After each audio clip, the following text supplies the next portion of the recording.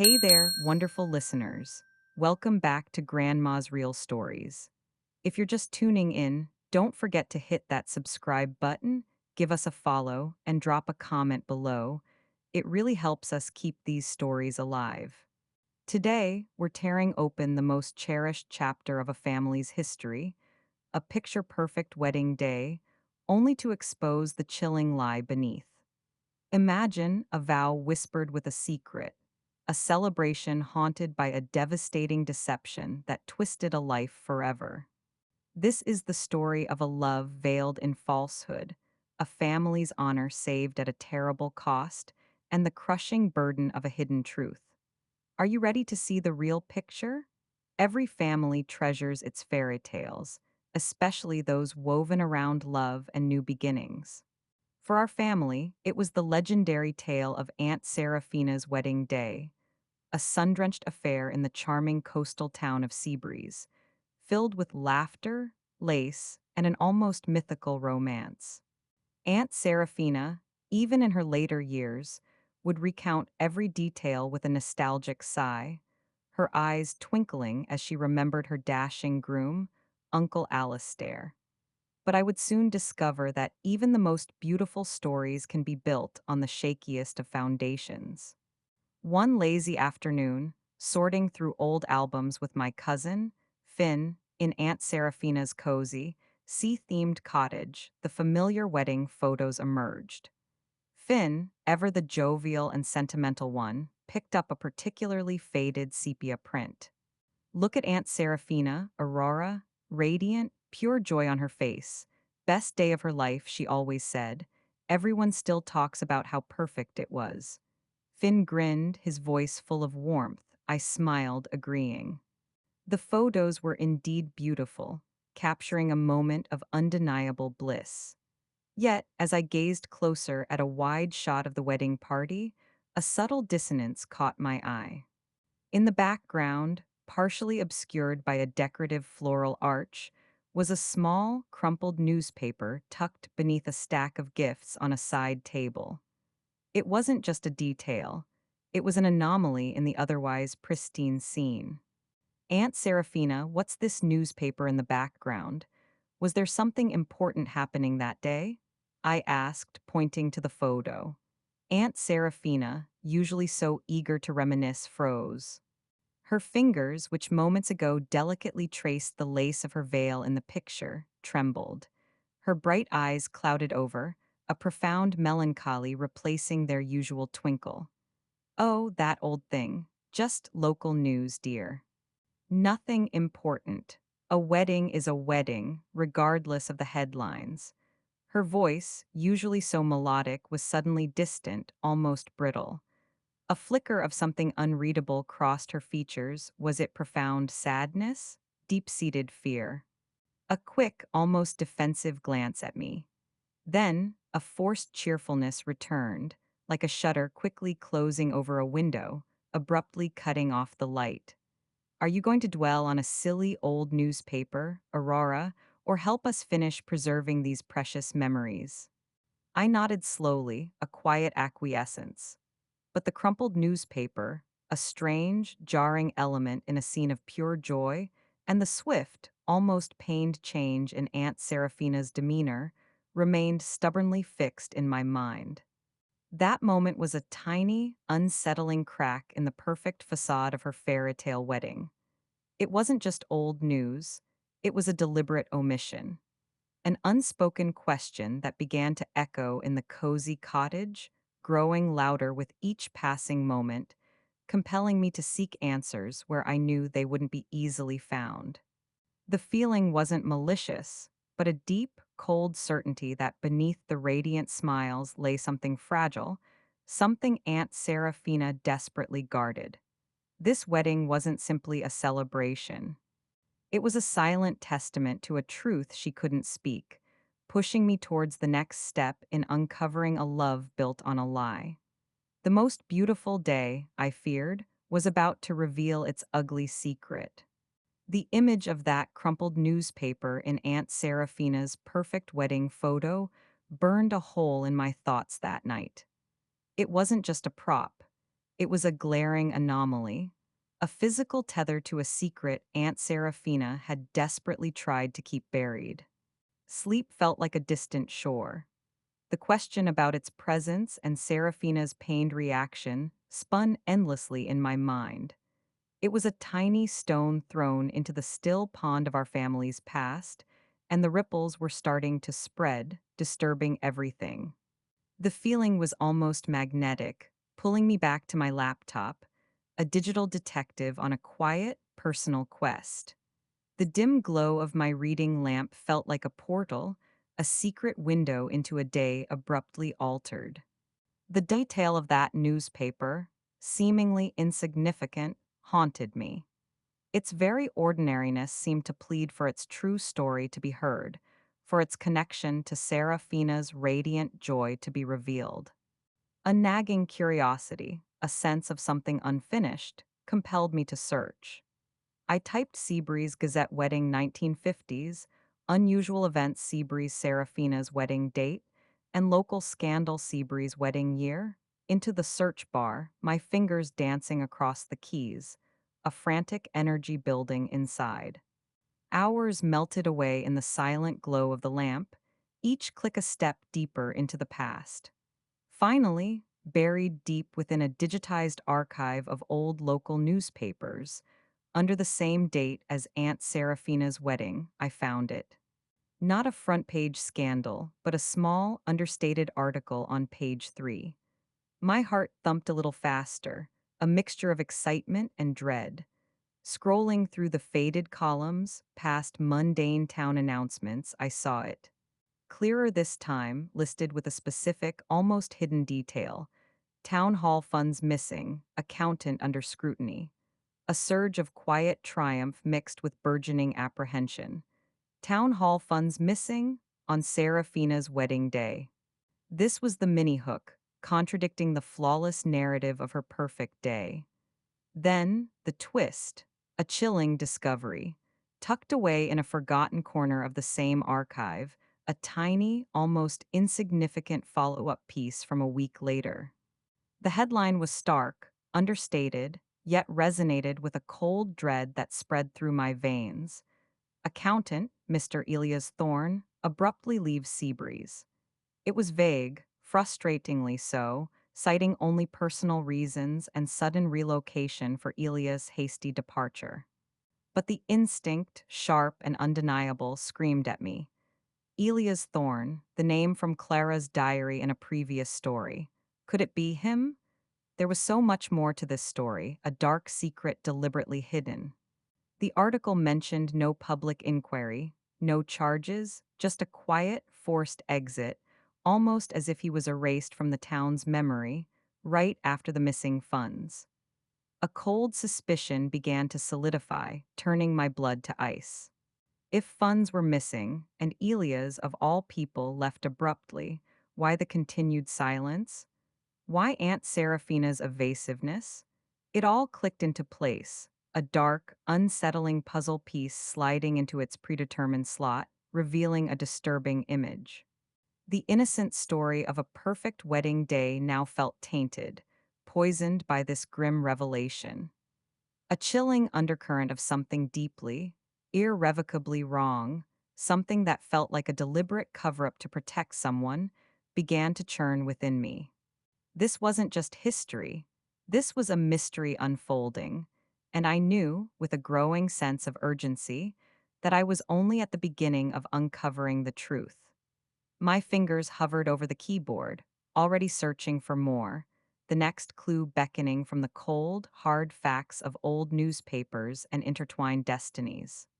The joy of that wedding day, I feared, was about to reveal its true, heartbreaking deception.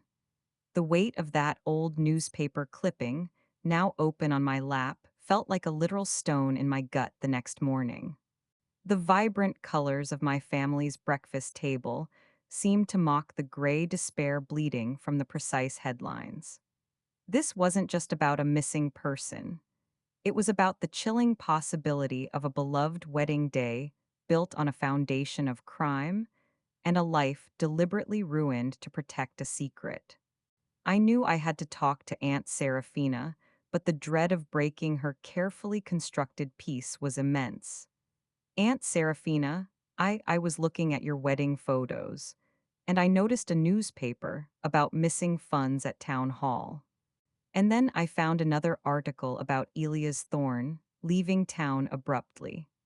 My voice, though firm, trembled as I approached her in the kitchen, the newspaper printouts clutched in my hands like live wires. Her humming stopped abruptly. The spatula clattered to the tiled floor, a jarring sound in the sudden quiet. She turned slowly, her eyes, usually so warm and pragmatic, widening slightly as she saw the articles. A flicker of raw, undisguised terror crossed her face before she could mask it, a sight that made my stomach churn. Elias Thorne, the town hall funds? Aurora, that's ancient history. Nothing to do with our wedding day.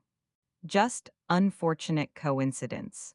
Put those away, dear. It's too painful to remember. Her voice was forced, a desperate, almost frantic attempt to cling to the comfortable veneer of normalcy. But the warmth was gone, replaced by a thin, brittle quality, a voice on the verge of snapping. I knew this was it. This was the moment I had to push to crack open the vault of her secrets, no matter how agonizing the truth. It doesn't seem like a coincidence, Aunt Seraphina. Elias left on your wedding day. And the reports about the missing funds, they were from town hall. What happened, Aunt Seraphina? What really happened that day? The words hung in the air, a bell tolling a forgotten memory, a final judgment. Aunt Seraphina's face drained of all color, turning a ghastly ashen. Her hand flew to her mouth, trembling violently, a silent scream of pure, unadulterated recognition and despair. That day, oh, that was a long time ago, Aurora. A very difficult time for our family. Some things are better left undisturbed, buried, for everyone's sake. You don't understand the shame involved. Her voice was barely a breath, filled with a plea to let the past lie, a desperate attempt to protect us from a truth she couldn't bear to speak. But I couldn't, not anymore. The discovery of Elia's connection had changed everything. The silence was no longer protection, it was complicity. But it involves our family, doesn't it? Was Elias involved in taking the money? Or was he protecting someone? Who was it, Aunt Seraphina? Who was the real thief? The question hung heavy in the air, a direct challenge to the carefully constructed narrative of our family's public image. This was the moment of truth, the twist in this family drama. Aunt Seraphina slowly turned back, her eyes brimming with unshed tears, a silent torrent of pain finally breaking free. A furious battle raged in her gaze, a desperate, lifelong need to protect her family's image, warring with an overwhelming, crushing burden of guilt that had finally become too heavy to bear. Her face contorted, a mask of pure agony.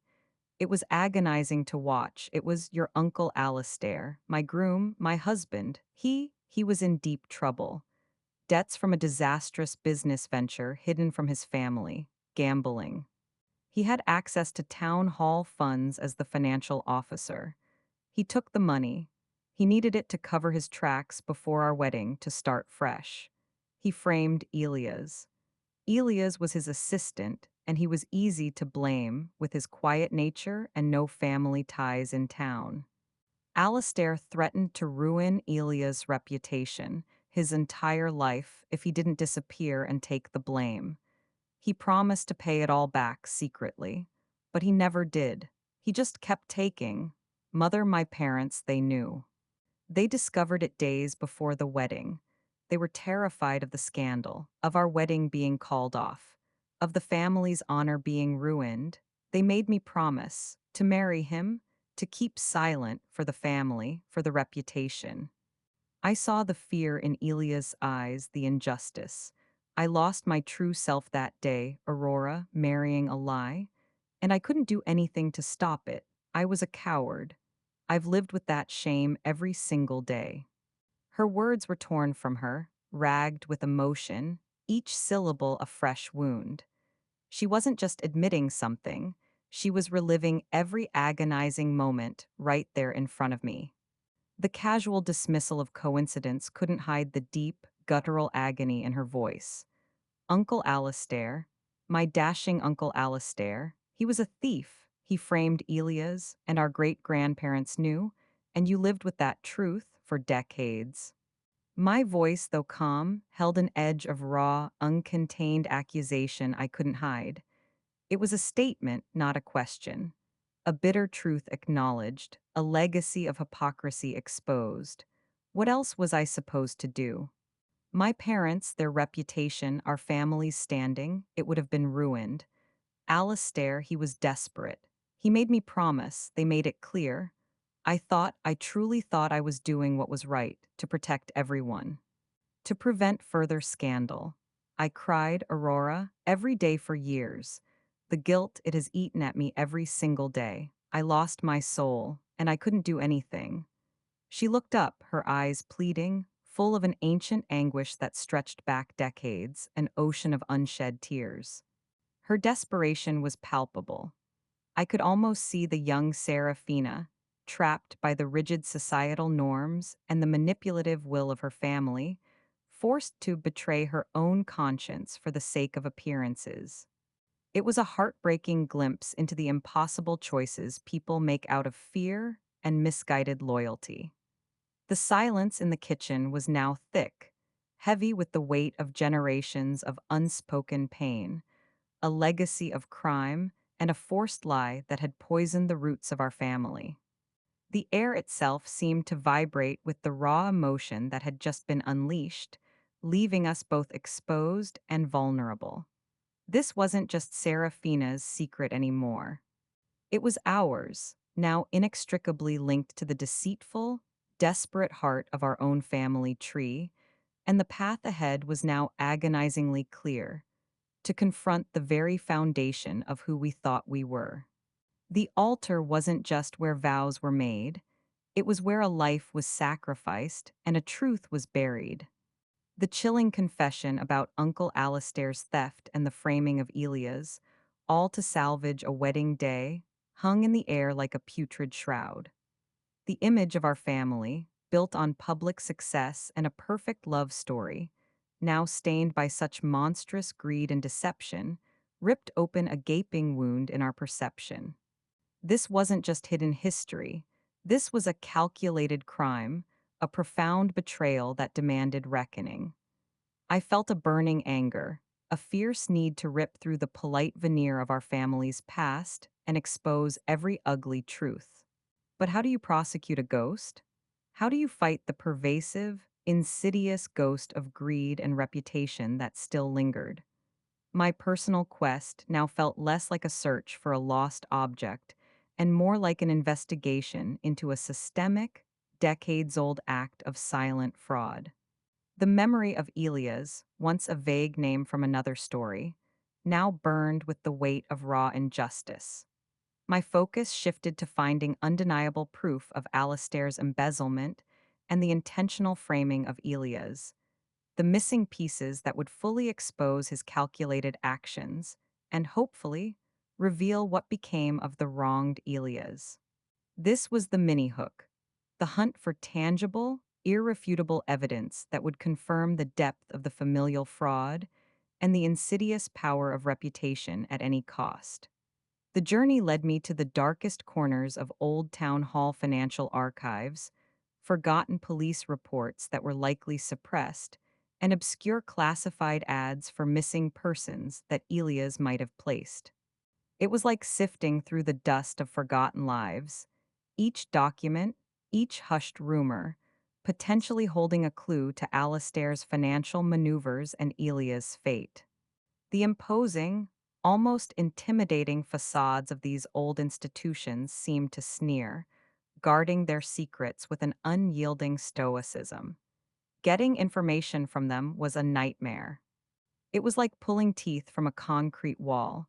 Every step met with bureaucratic resistance, evasive answers, and endless paperwork. Days bled into weeks of endless phone calls, navigating labyrinthine bureaucratic hurdles, and filling out mountains of tedious legal papers, each one a test of my dwindling patience and a slow, agonizing burn of frustration. The weight of the delay gnawed at me, a chilling fear that we might never uncover the full extent of this historical crime and clear Elias' name. Finn, with his usual optimistic approach, became an invaluable ally, though even his jovial nature was strained by the grim reality. His composure stretched thin by the frustrating dead ends, but his determination only growing with each closed door and evasive answer. His quiet fury, a palpable force, became the engine of our progress, pushing us forward relentlessly, his frustration a silent roar, fueling his relentless pursuit of truth. Lily, her usual bubbly energy replaced by an almost frantic edge, her emotions raw and exposed, frayed by the endless delays, finally broke. "This is ridiculous. This is too much." She burst out one afternoon after another dead end phone call, slamming the receiver down with a frustrated cry that bordered on a desperate wail. "They're making it impossible." Maybe Aunt Seraphina just misremembered how bad it was. Maybe there's nothing here, and we're just digging up ghosts that want to stay buried, embarrassing ourselves, wasting our time while we should be figuring out how to heal. Her words, though born of frustration, hit a raw nerve. Was it possible we were wrong? Was this all a painful misunderstanding, amplified by Aunt Seraphina's guilt? A seed of doubt, cold and sharp, began to sprout, threatening to take root. But the gut feeling, the raw, visceral emotion from Aunt Seraphina's confession, was too strong to ignore. We pushed on, fueled by a grim resolve. The tension in the air was palpable, a growing unease that this discovery, this truth, might not bring closure, but instead an even deeper chasm within our family. The search for Alistair's financial trail became a tense race against time and fading memories, leading us to the chilling twist. Deep within a forgotten lawyer's old case files, a single, faded, meticulously detailed confidential settlement between Town Hall and Elias Thorne, explicitly stating his voluntary and immediate departure in exchange for a substantial sum, a clear payout for his silence and disappearance, signed by a shell corporation with clear ties to Alistair. It was irrefutable, undeniable proof of the depth of his fraud and the orchestrated cover up. The perfect wedding day wasn't just a facade, it was a crime scene, meticulously cleaned, and Elias was the silenced victim. The discovery of that confidential settlement, clearly tying Alistair to Elia's paid disappearance, sent a chill straight to my soul. It wasn't just a document, it was a screaming testament to Uncle Alistair's calculated ruthlessness, a chilling echo of the fraud that had stained our family's reputation and ruined an innocent man's life. The image of the dashing groom, the successful patriarch, so often idealized, shattered completely, replaced by the monstrous silhouette of a figure who would commit crime and frame another to save his own skin. This was our mini hook, delving into the twisted logic of self preservation at any cost. Driven by a mix of profound disgust and a desperate need for understanding, we dove deeper into Uncle Alistair's personal history and the insidious financial pressures of his era. We found old business records, personal letters, and even spoke to very elderly former associates who, hesitant at first, eventually whispered of Alistair's reckless investments and his pathological fear of financial failure being exposed. What we uncovered was a grim mosaic of ingrained desperation, a pathological fear of losing face in the community, a fanatical obsession with maintaining appearances of wealth and success, and a ruthless disregard for personal ethics when his own reputation was on the line. Alistair, a man of immense charm but chilling amorality, truly believed he was acting for the good of his own image, protecting his perceived status by committing embezzlement and framing Elias. He saw the town hall funds as a quick fix, a direct means to escape his own catastrophic financial blunders before his lavish wedding exposed him. It painted a picture of Alistair not just as a villain, but as a chilling product of his own ambition and fear, consumed by the rigid expectations of success, whose desperation led to monstrous acts of silent fraud and character assassination. The twist came when we found a series of Alistair's private letters to a shadowy figure, detailing his escalating gambling debts and his increasing panic in the months leading up to the wedding. He spoke of one last desperate gamble and a final solution to clear the board. These letters revealed that the town hall embezzlement wasn't a sudden, impulsive act, but a meticulously planned crime, a last-ditch effort to cover his tracks and ensure his public image remained untarnished for the wedding day. And tucked within that, a detailed, unsigned draft of the town hall settlement agreement, with Alistair's own handwritten notes on how to best persuade Elias to accept the terms. This wasn't merely framing an assistant. It was a cold, calculated dismantling of a life, carefully orchestrated to maintain a perfect facade. The K-letter 1ECBCH tin escalated as the full scope of his calculated tyranny became horrifyingly clear. He hadn't just stolen money. He had actively engineered the systemic destruction of Elia's life and reputation, all to uphold his own warped sense of honor and public image, all under the guise of starting a new life. This revelation, colder than any legal document, ignited a searing, volcanic anger within me, a profound sense of betrayal not just for Elias, but for the fundamental values our family claimed to represent. How could someone so admired, someone Aunt Seraphina fiercely loved, be capable of such calculated, heartless cruelty, rooted in such suffocating greed and fear of exposure? The moral complexity of it gnawed at me, threatening to consume me. Understanding the societal pressures didn't excuse the actions. It just made the monster more real, more human, and more terrifying. This wasn't just a narrative of individual villainy. It was a tragic, abhorrent dance of ambition, desperation, exploitation, and devastating silence. The air in the room felt heavy, pregnant with the bitter taste of truth, leading us to the inevitable, raw confrontations that would shake the family's foundations to their very core. Our family's most celebrated day wasn't just built on a lie, it was cemented by a hidden act of destroying a man's future. How do you confront a phantom? A pervasive, insidious force of hidden greed and desperate image management that lingered long after the hands that wielded it were dust. The sheer weight of Uncle Alistair's calculated fraud and the cover-up, now undeniable, threatened to crush us. We knew we couldn't bring him to justice directly, as he too was gone, but the truth had to be spoken, acknowledged, and understood by those who still blindly revered his sanitized memory of success and his perfect wedding. This was the mini hook, facing the invisible oppressor, the enduring, toxic power of past exploitation and misplaced trust, a confrontation with a legacy that had warped lives, not just a person. We decided to hold a special, solemn family meeting, inviting the oldest living relatives who remembered Alistair and Seraphina's wedding, those who had lived through the era of keeping up appearances and hidden struggles. The air in the room was thick with unspoken history, a heavy silence pregnant with hidden guilt and denial, a stark contrast to the explosive truth we were about to drop. Then I spoke.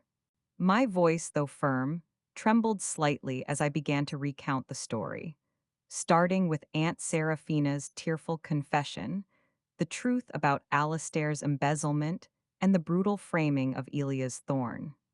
As I described the meticulous records of his financial maneuvers, the private letters detailing his gambling debts, the confidential settlement, and the hidden plan to ensnare Elias, faces, initially curious, twisted into expressions of profound confusion, then horror, then a raw, visceral anger.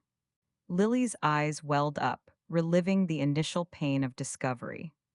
Finn stood silently beside me, his presence a rock of support, his gaze unwavering, reinforcing the chilling gravity of my words. The twist came not just from the documents, but from the faces of the elders. A few, initially in denial, began to crumble, their own long suppressed memories of Alistair's ambition or risky ventures slowly resurfacing, now seen through a horrifying new lens. The carefully constructed image of the dashing groom and successful patriarch shattered into a million pieces. The room erupted. Devastating shock gave way to volatile chaos. Elderly cousins, who had grown up admiring Alistair, were utterly blindsided, some fiercely denying, screaming accusations, clinging to their fabricated memories.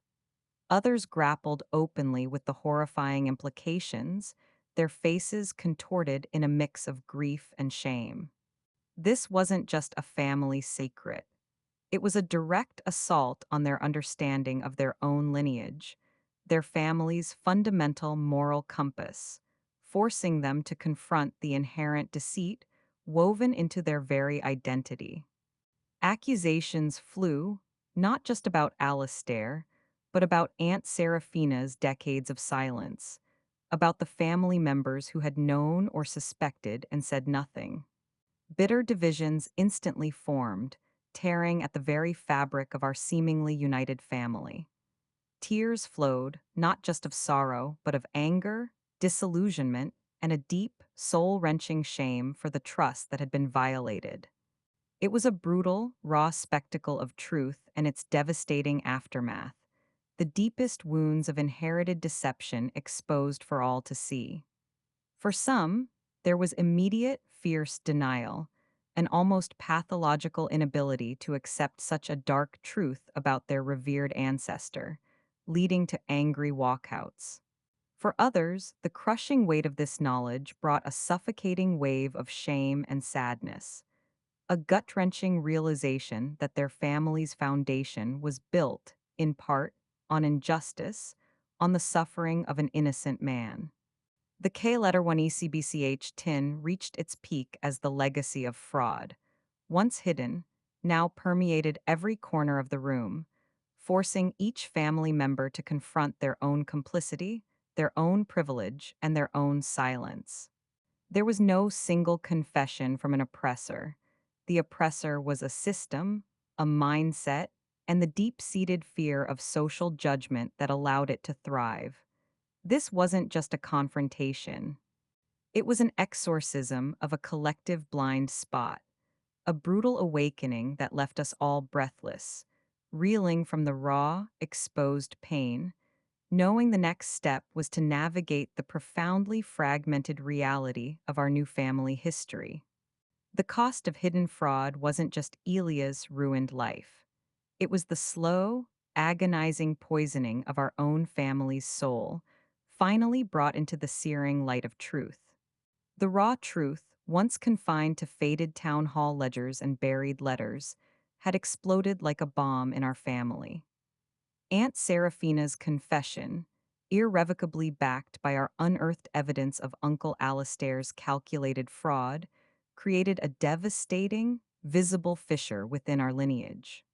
Bringing this shattered truth to the wider family was not just a revelation, it was an act of brutal, necessary honesty.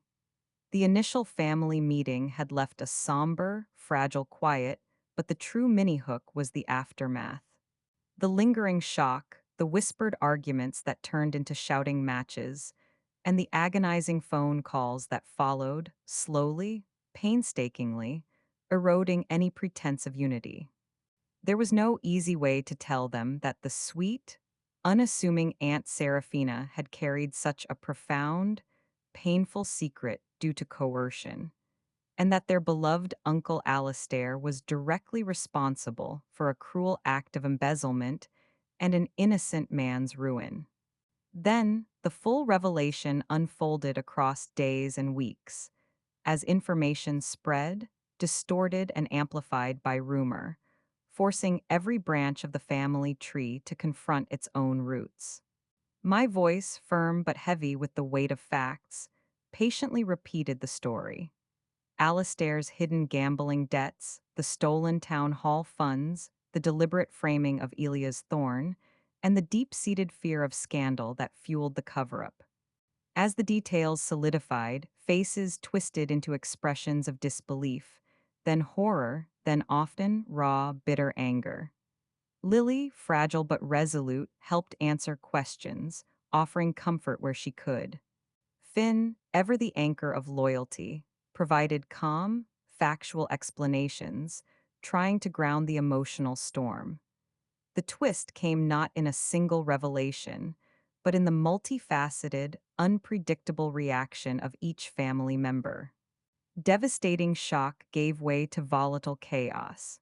Those who had benefited from Alistair's ill-gotten gains struggled with the new truth, their comfortable lives built on lies. Other elderly relatives who had lived through that era confessed their own vague suspicions or even quiet complicity, now haunted by their youthful silence, their faces etched with a profound, belated shame. Some vehemently denied the allegations, clinging desperately to the idealized image of their ancestors, creating fierce, bitter divisions, accusing me of trying to destroy the family's good name. Cousins argued, screamed accusations at each other, tearing at the fabric of our seemingly united family, revealing fault lines we never knew existed. Old resentments, long buried, resurfaced under the new, harsh light of this profound historical injustice. Bitter divisions instantly formed, leaving a fractured landscape of relationships, some irreparable, others clinging on by a thread. The aftermath was a long-term fallout, a slow-motion unraveling. Family gatherings became awkward, strained silences punctuated by simmering resentment, often ending abruptly. Some chose sides, retreating into their own interpretations of the truth, demonizing others. Others retreated entirely, unable to cope with the shattered facade, the crushing weight of their inherited history. It was heartbreaking to witness the fracturing of what I had always considered an unbreakable bond, knowing I was the catalyst. Yet, amidst the chaos, there was also a glimmer of painful, morbid relief. The truth, however devastating, was finally out. The silence had been broken, allowing the festering wound of fraud and hidden shame to begin, however slowly, to breathe, to heal. The K-letter 1ECBCH tin wasn't in a single dramatic climax, but in the slow, agonizing unraveling of a family myth, replaced by a raw, uncomfortable, yet ultimately liberating reality. This wasn't the end of our struggle. It was merely the bitter beginning of true healing, a journey that would redefine what family truly meant and demand a deeper look at inherited responsibility. The cracks in our family's foundation, once masked by wedding bells, were now exposed, demanding rebuilding piece by agonizing piece. The shattered fragments of our family, exposed by the truth, weighed heavily, but amidst the disarray, a singular, haunting question remained. Elias Thorne, the profound injustice he suffered, the brutal destruction of his reputation, the decades of his forced exile, weighed heavier on my conscience than any family feud. How could we possibly begin to truly heal if we didn't attempt to atone for the original sin, to find the man whose life had been irrevocably altered by Uncle Alistair's deceit? This was my mini hook. A desperate, yet hopeful, quest for an individual who had become the silent scapegoat, a living symbol of character assassination and stolen peace. My search for Elias was a painstaking, often disheartening process. Decades had passed. Names change, lives move on, and paper trails fade. I pored over old town hall records, obscure professional registries for financial assistance, contacted genealogical societies, and even posted on forgotten online forums for residents of Seabreeze from that era, throwing messages into the void. Finn, with his meticulous research skills, became an invaluable ally, tracing fragmented, barely there leads. Lily, with her inherent optimism, kept our spirits up through every dead end. We were driven by a collective sense of profound purpose, not just for Seraphina's sake, but for the wronged Elias, for the sake of true justice for his tarnished name. The process was agonizingly slow, frustrating. Days stretched into weeks, then months, filled with unanswered emails, cold calls met with silence, and the dispiriting comfort of archived data that offered no current paths. Doubt, a subtle, insidious whisper, tried to creep in. Was he even still alive? Had his spirit been broken? Would he even want to be found by the descendants of those who destroyed his life? Had our family's shadow extended so far, so completely, that even hope was an illusion? But then, the twist, a blinding flicker of light in the overwhelming darkness, a moment that made my breath catch. An unexpected reply from a small, independent community theater in a distant city. An elderly, retired stage manager remembered an Elias Thorne, a brilliant, reclusive lighting designer who had worked there decades ago. And incredibly, a forwarding address still listed. My heart leaped, a violent surge of adrenaline replacing the we. The letter, dispatched into the vast unknown, felt like a desperate plea cast upon stormy seas.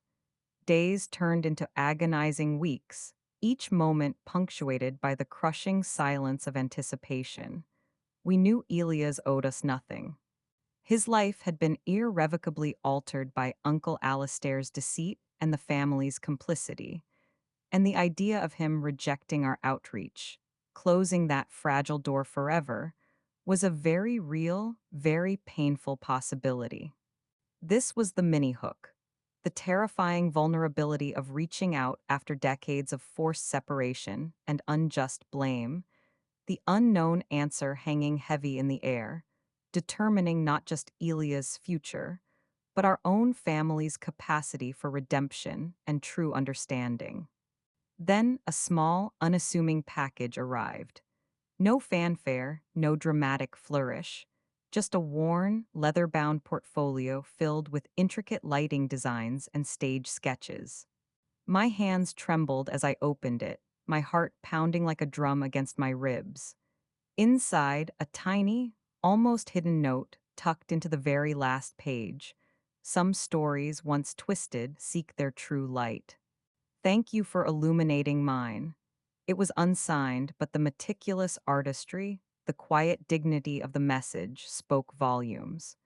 This was the twist, not a dramatic reunion, but a subtle, deeply profound acknowledgement, a testament to his enduring spirit and his capacity for quiet understanding. The K letter 1 ECBCH tin here was internal, the slow, cautious, almost reverent dance of two souls finally connecting across a vast chasm of injustice, moving beyond anger to a fragile, shared peace. Over the next few months, our connection with Elias blossomed in a unique way. We exchanged more letters, raw and honest, filled with details of Alistair's deceit and Seraphina's agonizing burden. He, in turn, shared the crushing weight of his ostracization, the bitterness, but also the peace he found in his art and quiet perseverance. There was no instant forgiveness, no magical erasure of the past, but there was understanding. We confessed Aunt Seraphina's anguish, her lifelong regret, and the immense pressure she faced from her parents. Elias, in turn, shared the crushing depth of his own pain, the confusion of his youth, the profound loss of his career and reputation, and the eventual hard-won acceptance of a life he hadn't chosen. The conversations were raw, difficult, profoundly healing, and laced with a bittersweet ache for the years lost. The path to reconciliation, both with Elias and within our own fractured family, was agonizingly nonlinear. Some relatives, unwilling or unable to face the harsh realities of Alistair's fraud or Seraphina's decades of silence, chose to remain estranged, their denial a shield. The wounds were too deep, the betrayals too personal for some to ever bridge. But for many, including Aunt Seraphina herself, who now openly spoke of Alistair's actions and her profound remorse, a tentative, fragile healing began. The process of understanding the full truth of the past became a collective family mission, a shared act of atonement, a slow dismantling of old prejudices and controlling impulses. We pooled resources, gathered more stories, pouring our collective energy into understanding the nuances of familial exploitation and supporting each other through the raw emotions. There was a quiet dignity in this shared purpose, a sense that we were not just seeking individual justice, but seeking our own collective redemption. This painful journey led to unexpected connections, to a deeper, more honest understanding of each other, stripped of pretense. We learned that forgiveness wasn't about forgetting, but about acknowledging the pain, accepting the imperfections, and choosing to rebuild, one fragile brick at a time, creating something more resilient, more authentic. The fragile hope, now tinged with ongoing grief for the lost trust and the damage done, led us toward tentative steps forward, creating deepened connections forged in the crucible of shared, hard won truth.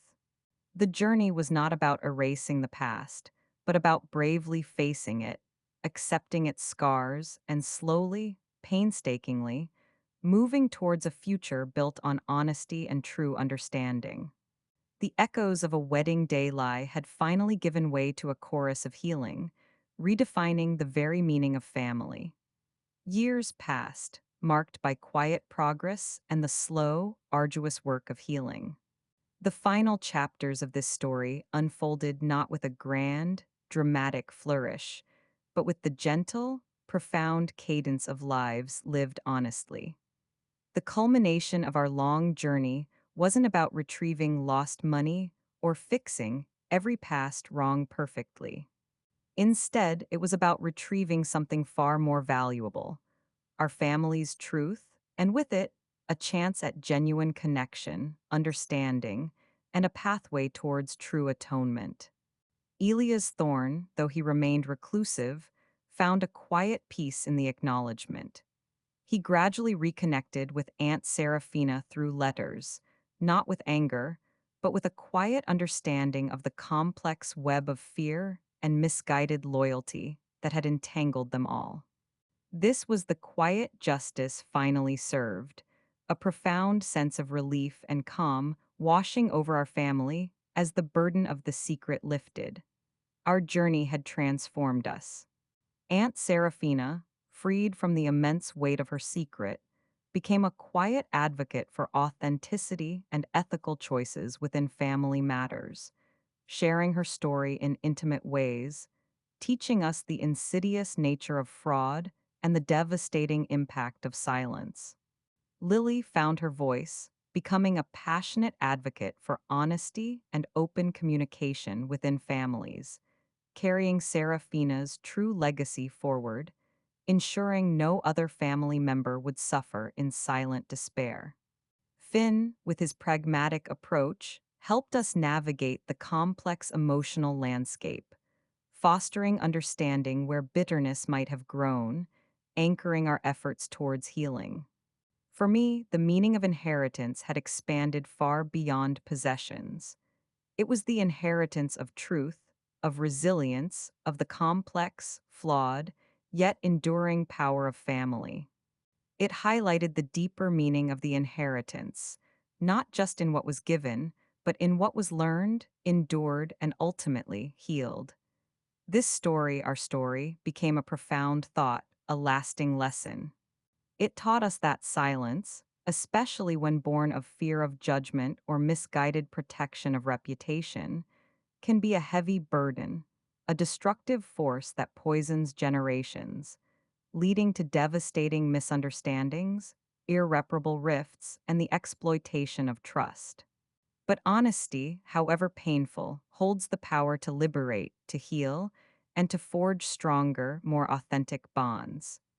The true legacy isn't in what's hidden, but in the courage to reveal, to acknowledge, and to mend. It's about recognizing that every family has its shadows, but it's in bringing those shadows into the light that we find our true strength, redefining what it truly means to be a family. The wedding day lie was never just about a ceremony. It was a testament to the hidden toll of deceit, now finally illuminated, allowing our family to begin to truly live authentically and with purpose. Thank you for listening to The Wedding Day Lie.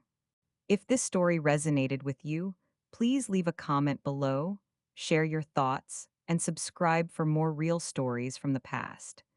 Until next time, remember that the most profound lessons are often found in the quietest corners of our shared human experience. A farewell.